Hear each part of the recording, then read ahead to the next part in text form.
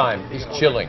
A mother accused of killing her own son and trying to kill another of her sons. And now police are telling us what drove her to the violent attack against her own family.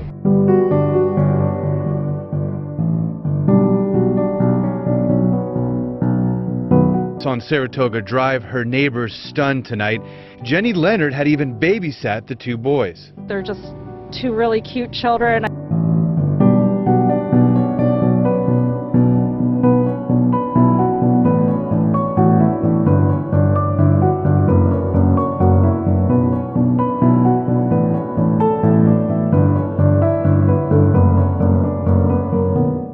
Friends, today I have two stories for you. We are starting with Laurel Schlemmer, who took the life of her two boys, and then we will move on to Michelle Tharp, who starved her child to death. But before I get into the stories, a quick word from today's sponsor. This episode is brought to you by Clockmaker. With over 30 million worldwide players, Clockmaker is an addictive free game with a touch of science fiction and puzzle adventure. The game revolves around Clocksville, a small Victorian town full of mystical mysteries and dark secrets. Because of the mechanisms of the insidious Clockmaker, the townspeople find themselves in a cycle of temporary anomalies, illusions and dangerous traps, and only you can unravel this tangle of incredible events. Solve match 3 puzzles to discover a compelling story, unravel the dark secrets of the city, and defeat the villain. And if you get tired of riddles, the kind of townspeople are there to help you relax at fun fairs and holidays, because life in the city does not stop for a second. A kaleidoscope of events will help you dive into the atmosphere of European architecture, vintage fashion and beautiful mechanisms made with elegance. Steampunk has never been so beautiful. No more choosing between a detective story and decoration. All of that you will find in Clocksville, and even if your internet fails, it will not stop your journey, and the user-friendly interface will not allow you to stray from the path of your main investigation. And most importantly, it's all completely free. So why wait any longer? Click the link in the description and receive 10 free crystals from me and start your Clockmaker adventure, now available on iOS and Android. A mother's love is unending. That's what we're always told when we're children, and it's what a lot of people think even long into the time that they are adults. Mothers are meant to protect you, they're meant to keep you safe, and they're meant to ensure that you are never led astray. But for two boys in the state of Pennsylvania, that was far from the truth. When it comes to cases involving children, we know that the heartstrings are about to be pulled, and we know that it's going to be the kind of case that haunts us for a while to come. Still, at this channel, we're dedicated to bringing you the truth for as many cases as possible, even the darker, more grim cases that the media believes are too foul or too complicated to cover for very long. That's what brings us to the case today. One that almost came to trial in 2014, but ultimately ended with 2 dead children, 1 orphaned, and a 40-year-old woman being convicted to a mental institution. The suspect in question is Laurel Schlemmer, mother of 3. Her sons were 3 years old, 6 years old, and a 7-year-old. At the time, their life was normal. It was a loving family, at least according to witnesses who came forward at the trial. There were some who had started to claim that she looked even more stressed in recent years, talking about how she was uncertain if she was giving enough attention to all 3 of her children. But despite all the stresses, the neighbors believed, yeah, she just seems like a normal mother. They didn't think that she would at any point take a cruel hand to her children. She just happened to be a mother of 3, she was tired, she had a lot on her plate, and she was, as her neighbors and family slated, very, very stressed. And on April the 1st, 2014, this stress got the better of her. What we are going to tell you first is how the crime went down, and then how the court ruling ended up affecting the Schlemmer family forever. Now, despite the viciousness of the crime, or perhaps because of it, this is a case that didn't cause much media frenzy. It was covered on a few local channels in the Pittsburgh region, but nothing more than that. And I believe this is a great shame. The crime was done, and the children should not be forgotten about. On April the 1st, Laurel Schlemmer sent her oldest child, a 7-year-old boy, to school. Now, she should have taken her second youngest to school, the 6-year-old, but instead she took him and the younger child into the bathroom to clean up. There, she proceeded to drown them. That's right, mothers are supposed to take care of their children. They're supposed to guide you through life whenever tough times come up. You are meant to be safe around them no matter what. But rather than care for her children the way that a mother is meant to, Laurel Schlemmer drowned both her 3-year-old child and her 6-year-old child, and she did it by filling up a bath with water, and she sat on her 2 children. Now imagine for a moment what it must be like being trapped underwater with no way to get out. The water filling your lungs, burning your throat, panicked and confused, not sure what's happening and not sure why your mother, who has always sworn to protect you, isn't helping.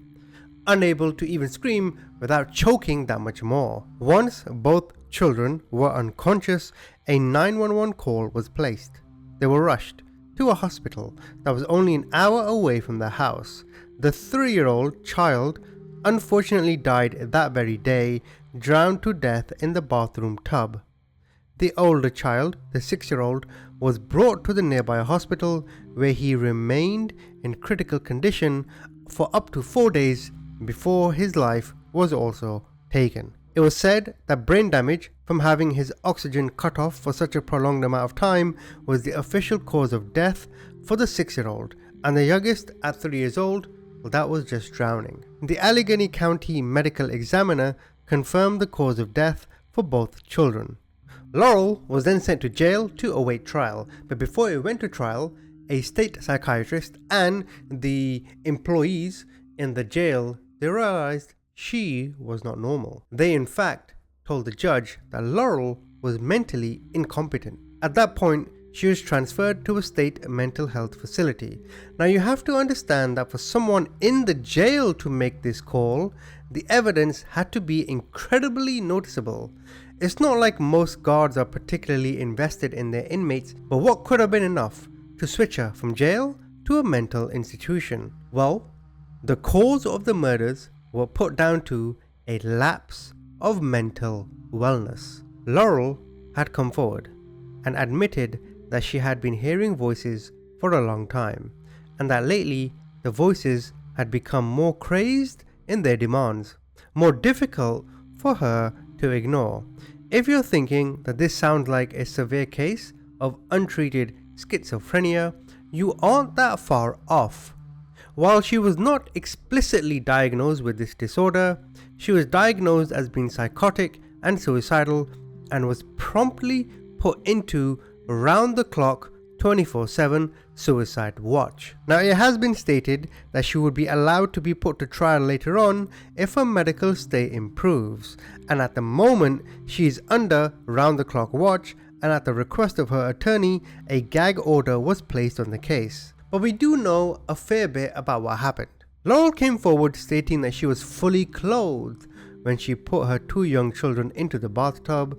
The voices had been talking to her for a long time, and they had managed to convince her that this was the best course of action that she could take. Not only did the voices tell Laurel what to do with her children, submerging them beneath the water, but they also managed to convince her that this would be the best decision for 2 reasons. Firstly, the voices told her that it would be better for her children as they would be in heaven. And in heaven, they would be more content, they would be more safe, and Laurel started to believe this. The voices also told her something else. They told her that she would be a better mother to her oldest child if she didn't have to worry about stretching things out and trying to share her love between all 3 children.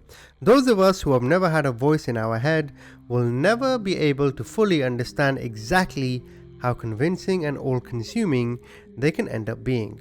When there's a voice like that speaking to you, it becomes completely impossible to ignore. Now, there were many out there who believe that Laurel is just making this up so she can avoid charges. After all, it completely erased the ability to finish her trial. But we want to know what you think. Let us know in a comment down below whether or not you think that Laurel Schlemmer really heard voices telling her to kill the two youngest members of her family, or if you think it was a convenient way out crafted by her so she could avoid jail time. Now, I did wonder, looking into this story, how nobody else noticed that she have psychosis. Being stressed and being completely irrational aren't anywhere close to being the same after all, but did you know that each state has its own laws and standards? See, in Pennsylvania, a person is only considered competent to stand trial when they are capable of distinguishing right from wrong. In the case of Laura, she was unable to distinguish if what she did was incorrect. That is to say, she fully believed that she had made the best decision that was best for all her children, and made the choice that served her boys best. This is partially why she was considered unfit for trial. Another way that they are deemed mentally competent to stand trial is when they have the ability to assist their attorneys in crafting a defense. This means that even if the crime is fueled by delusional beliefs, they are able to be tried so long as they are able to assist the attorneys in crafting a defense. Now, as previously mentioned, Laura was found incompetent to stand trial. She was sent to a mental institution, but eventually, in late 2017, Laura was found guilty and sentenced to 30 to 80 years in prison. Now, what made the case even more complicated is that it wasn't a family friend or a neighbor that called 911, it was actually Laura herself who called the authorities. She called and told the 911 operator what she had done, that she had drowned both of her boys in the bathtub. And here's the big striking thing that most people don't know about. Laurel Schlemmer had a record.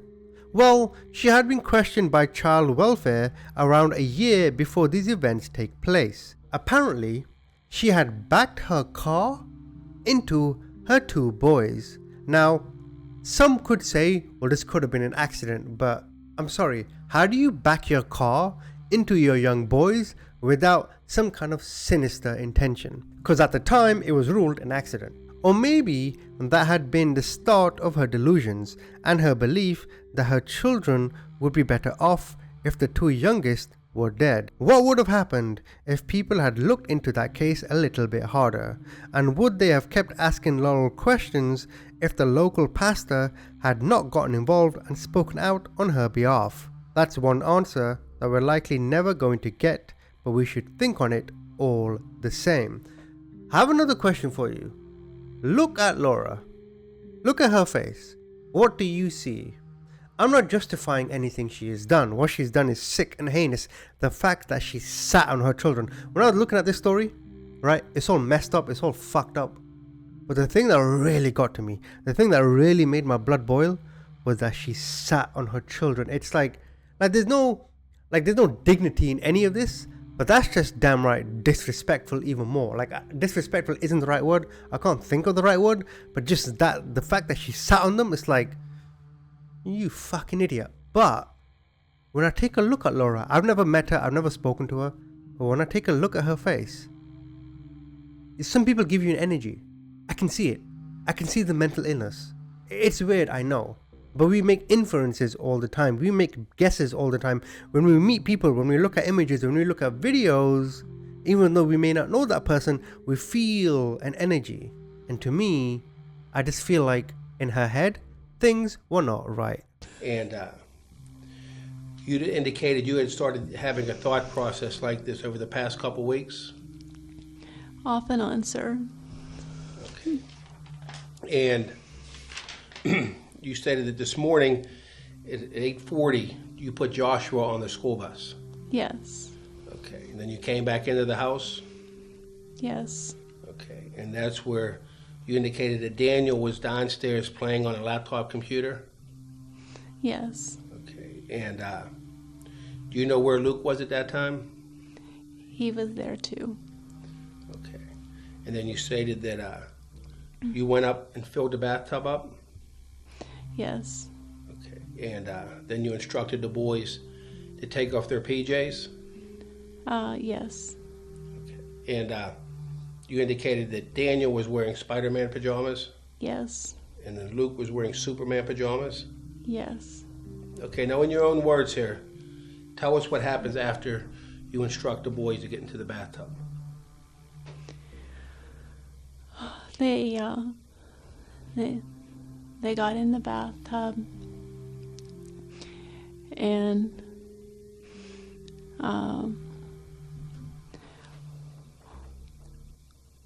these crazy voices were prompting me to act irrationally, and I changed clothes, and I got in there with them and held them underwater. And I felt like I was looking down on the whole thing, just kind of out of body. And then I freaked out and got out and changed my clothes and got them out and got rid of the... I don't remember what order this happened in, but I got the 911 called and threw away the other clothes, and 911 came, and they helped my boys, and my parents came. Okay, just to clarify that a little bit. After the boys got into the tub, Yes. you actually got into the tub with them? Yes. Okay, and you were fully clothed at that time? Yes. Okay, and it was during that time that after you got into the tub that you held the boys underwater? Yes. Okay, and do you recall how you did that? Not clearly. But I guess I would have had to hold them down. And you had indicated that at one point you believed you were actually sitting on top of them or had them held down underneath of your body? Yes, I must have. Okay, and after you get out of the tub, do you ultimately change your clothes before the police get there? Yes. Okay, and what did you do with the wet clothes? I threw them away. Okay, and you directed us to a garbage can in your bathroom or in your garage, is that correct? Yes, sir. And they were placed into a bag and then Yes. placed into the garbage can along with 2 towels? Yes. Okay, and when we asked why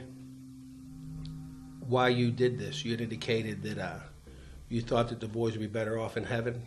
Is that a correct statement from you? Those were the crazy thoughts that were in my head. Of course I don't think that now, but... Okay, and you had said you called 911? Yes. Okay, and during that time when you were on the phone with 911, did they advise you or direct you to start any type of CPR or any type of resuscitation? No, they didn't get that far, perhaps. Okay, but and then you also told us that you never did attempt CPR or anything on the children. No, I don't know how. Okay, and no, you have another child. That's Joshua, correct? Yes. And he's the one you put on the bus. Yes. Okay, prior to this event, and then we also talked a little bit about after we interviewed your husband, Mark. he had indicated, as well as you, that there was an incident approximately a year ago. Is that correct? Yes, sir. And that was where, Luke and Daniel were run over Yes. by you in a van. Okay, and that was handled by the Northern Regional Police Department? Yes. Okay, and you stated Luke and Daniel both spent about 4 days in the hospital? Yes. Okay, and you stated you dropped them off at your mother's residence? Is that where the incident took place? Yes. Okay, and then when you drop them off, you back up and you run over them? Yes. Okay, and after we interviewed Mark, he had indicated that you revealed to him that not only did you run over the children, but you had tied them together with some type of twine. And you initially denied even saying that to us, correct? Yes, I did. And then you called us back into the room and informed us that you actually did tell Mark that, but it never happened. Right. Okay. Now we move on to our second story in Washington County in the state of Pennsylvania. This took place on April the 18th, 1998. Here we had a mother who starved her child. The child was named Torsha Lee Lanham and the mother Michelle Sue Tharp. Torsha was born in the year of 1990 and was the second child of Michelle. Unfortunately for Torsha, she was in a hospital for the first year of her life as she was born prematurely. Now, during the trial, testimony was given by the victim's auntie, Rhonda Lanham, that she lived with Michelle and her children during the winter months of 1994 and 1995. While there, Rhonda observed that Torsha was routinely given a small amount of food and then sent away from the table, while the other children stayed at the table and had second helpings. On one occasion, Rhonda picked Torsha up from her crib and found that her diaper was completely soaked through. There were, however, no diapers to be found in the house. In addition, during Torsha's potty training phase, food was withheld from her and she was strapped on top of the toilet. Rhonda Lanham was so concerned for her well-being of Torsha that she offered to take Torsha to live with her. Michelle refused this offer. Now you might be thinking, why are you starving this child? Well, soon after, Michelle and the father of Torsha separated. And it got me thinking, maybe, separation doesn't happen like that. It's an event that goes on and on and on, right? It could take 6 months, it could take 2 months, but there's something that happens, a disagreement. You keep arguing and you argue and you argue, and then eventually you separate. And I think when she was born, perhaps the cracks in their relationship started to appear, and maybe Michelle looked at Torsha and saw, Torsha's father or her ex-partner. You see what I'm saying? I'm not justifying it, but I'm just trying to put some context to it.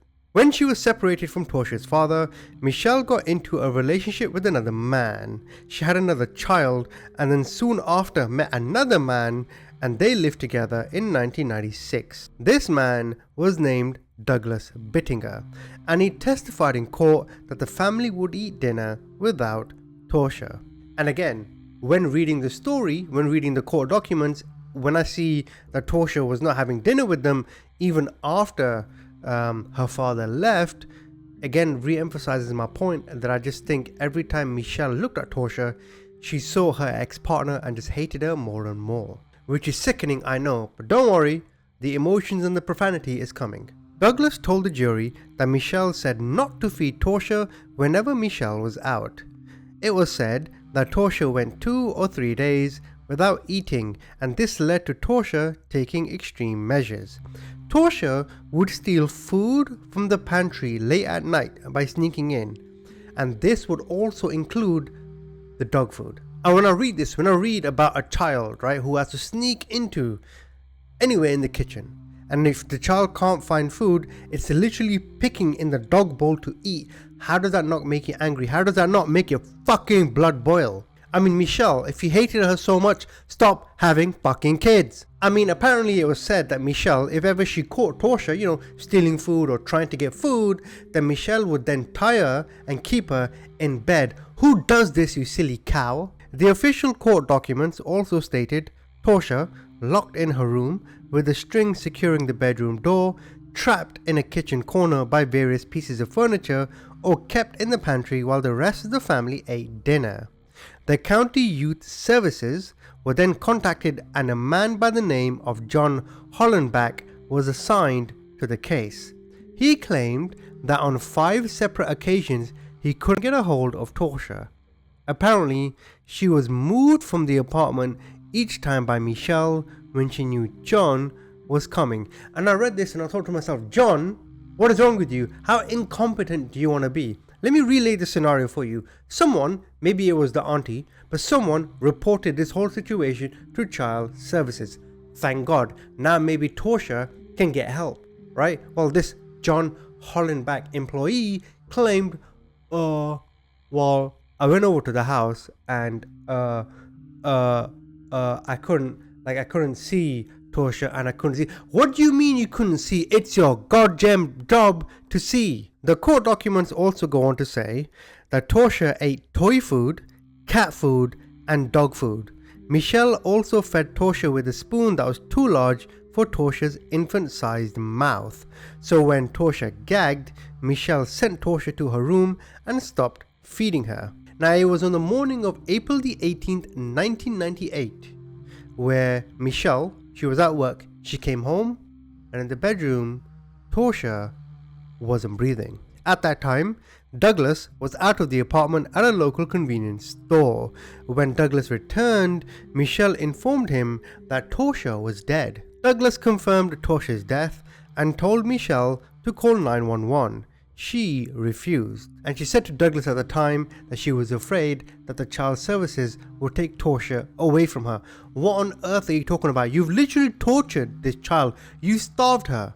You know what I mean? There's no right or wrong way to die, but imagine being starved to death as a child. That's a long process. It doesn't happen overnight. Now you're concerned about child services? So Michelle and Douglas did not immediately dispose of Torsha's body. Instead, they placed the body in a car seat in the back of their car and proceeded to some errands with the other children in the front seat. Now, according to Douglas's testimony in court, they first went to his grandma's house to drop off some clothes so she could wash them. They then drove around looking for Douglas's sister. When they could not find her, they returned to their apartment because Michelle wanted to clean the house up. Michelle suggested to Douglas that they dispose of Torsha's body by putting it in a garbage bag with rocks and then throwing the bag into the river. Michelle and Douglas bought garbage bags and then drove to West Virginia. There, they placed Torsha's body inside 3 garbage bags and dropped her in the brush by the side of the road. Michelle and Douglas then returned to a nearby mall. They shopped for a while and then reported to mall security that Torsha was missing, falsely alleging that she was abducted while the couple was in the bathroom and the child was left unsupervised. What a juvenile plot. I mean, they threw the body away and they thought, oh, well, let's just go to the mall and tell mall security, even though there's cameras everywhere, that there was this invisible child next to us and now it's gone missing. After an initial investigation by local police, they failed to unearth any evidence substantiating Michelle and Douglas's story. The two were brought into the police station for further questioning. Both Michelle and Douglas ultimately confessed that Torsha was dead and that they had hidden her body. Douglas led the police to retrieve the body, which was recovered sometime after 4 a.m. on the morning of April the 19th, 1998. The autopsy of Torsha's body, conducted by Dr. James Frost, West Virginia's Deputy Chief Medical Examiner, revealed that although she was 7.5 years old at the time that she died, Torsha weighed only 11 pounds and was just 31 inches tall. Torsha's body showed numerous signs of malnutrition. For example, the body had almost no fat whatsoever in parts of the body where the accumulation of fatty tissue is normally found. In addition, there was extreme wear on the grinding surface of Torsha's teeth, a common occurrence in instances of juvenile starvation. Dr. Frost also said that Torsha had not eaten for several days. Dr. Frost concluded that the cause of death was malnutrition due to starvation and the manner of death was homicide. Now on November the 14th in the year of 2000, Michelle was found guilty and sentenced to death. She is still currently on death row. As for Douglas, he was found guilty of third-degree homicide and sentenced to up to 30 years in prison. Now in regards to my conclusion on the two cases, the first one, as I mentioned with Laurel, I can see the mental illness purely from the energy I feel. I could be completely wrong, but the second one is what really makes me think, yeah, you deserve the death penalty, but then at the same time, she doesn't deserve it because it's not enough. You see what I'm saying, right? She, Michelle, should be put in the exact same situation that she put Torsha in. Starve her. Starve her. Then if you want to sentence her to death, fair enough. What do you think? What do you think the adequate punishment should be? Because think about this, right? I mentioned it before, but if she is sentenced to death, one, from what I know, the lethal injection is painless. Am I right? It's done in a safe, humane way. Well, how can you put her through a humane situation when she treated her daughter inhumanely? If that's even a word. And as a father myself, this really fucked me off. Why are you starving your child? If you're going to feed your other kids, why are you hating this one? And like I said, my theory is that she saw her ex-partner in her daughter. Well, then give your daughter away to the ex-partner then. Or did you keep her? Did you keep the daughter because you were getting some kind of government benefits, which then makes it even worse because not only did you not give a shit about your daughter, you even put a monetary value on her. Kids are priceless. I don't know what will happen to Laurel, but what I do know is that Michelle Tharp, go fuck yourself.